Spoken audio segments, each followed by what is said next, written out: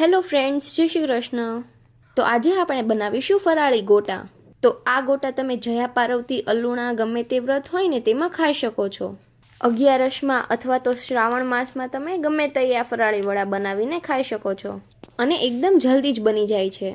તો વડા બનાવવા માટે પહેલા આપણે 1/3 કપ જેટલા શેકેલા શીંગના દાણા લેવાના છે। તો મિક્સરને આપણે ચાલુ બંધ કરી અને શીંગના દાણાને ક્રશ કરી લેવાના છે। તો આ રીતે આપણે શીંગદાણાને ક્રશ કરવાનું છે અને તે જ જારમાં આપણે 1 કપ સાબુદાણા લીધા છે। તો સાબુદાણાને પણ મિક્સર ચાલુ બંધ કરી અને ક્રશ કરી લેવાનું છે। તો તમારે આ રીતના સાબુદાણા ક્રશ કરી લેવાના છે।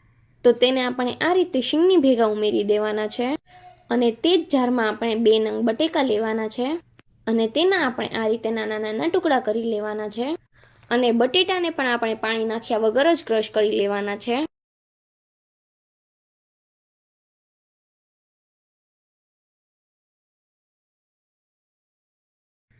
તો તમે જોઈ શકો છો કે આપણા બટેટાની એકદમ સરસ પેસ્ટ બનીને તૈયાર થઈ ગઈ છે। તો તેને આપણે બાઉલમાં ઉમેરી દઈશું।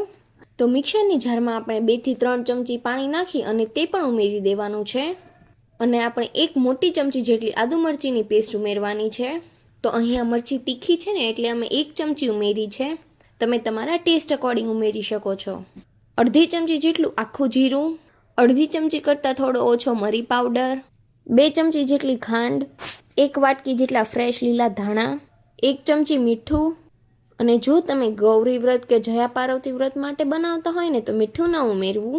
તો તે વ્રતમાં આપણે મીઠું ન ખાવાનું હોય ને એના માટે મીઠું નહીં ઉમેરવાનું અને તમે મીઠું ન ઉમેરો ને તો ગળપણ, તીખાશ અને લીંબુ થોડું વધારે ઉમેરવાનું, જેથી ગોટા થોડા વધારે ટેસ્ટી લાગે।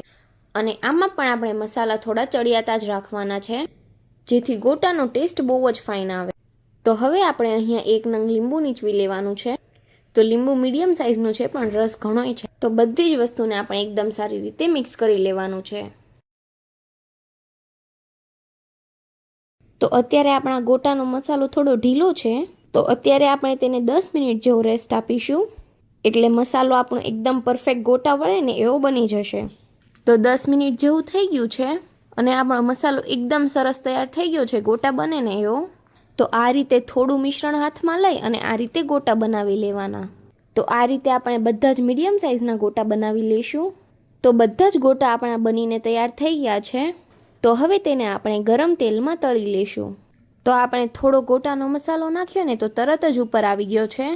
તો આપણું તેલ પરફેક્ટ ગરમ થઈ ગયું છે। તો હવે તેમાં આપણે ગોટા ઉમેરીશું। તો 8 થી 9 નંગ જેટલા ગોટા આપણે ઉમેરી દેવાના છે।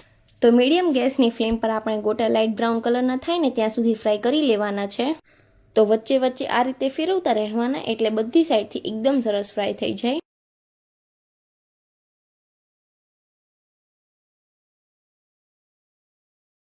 તો ગોટાનો આપણો એકદમ સરસ લાઇટ ગોલ્ડન કલર આવી ગયો છે। તો હવે તેને આપણે બહાર કાઢી લેશું। તો ગોટામાં બિલકુલ તેલ પણ નથી રહ્યું। તો તમે જે પલાળીને ગોટા બનાવો ને તેના કરતાં આ ગોટા ખૂબ જ ટેસ્ટી બને છે અને તેલ પણ બિલકુલ લાગતું નથી। અને આપણે પ્લેટમાં નાખીએ ને તો જો કેવો મસ્ત અવાજ આવે છે, એટલે ગોટા આપણા એકદમ સરસ ક્રિસ્પી બન્યા છે। અને આ ગોટા બહારથી એકદમ ક્રિસ્પી અને અંદરથી ખાવામાં એકદમ સોફ્ટ લાગે। અને બીજા ગોટા પણ આપણે આ રીતે જ ફ્રાય કરી લેશું। તો તે ગોટા પણ આપણા ફ્રાય થઈ ગયા છે। તો તેને આપણે સર્વ ડીશમાં લઈ લેશું। તો આ આપણા સાબુદાણાના ફરાળી ગોટા તૈયાર થઈ ગયા છે। તો તેને ગ્રીન ચટણી અને દહીં સાથે સર્વ કરી શકો છો। તો એકદમ ટૂંક સમયમાં બની જાય એવા આ ગોટા તમે બનાવીને એન્જોય કરી શકો છો।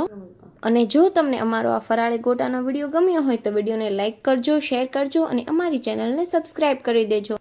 Thanks for watching. By guys.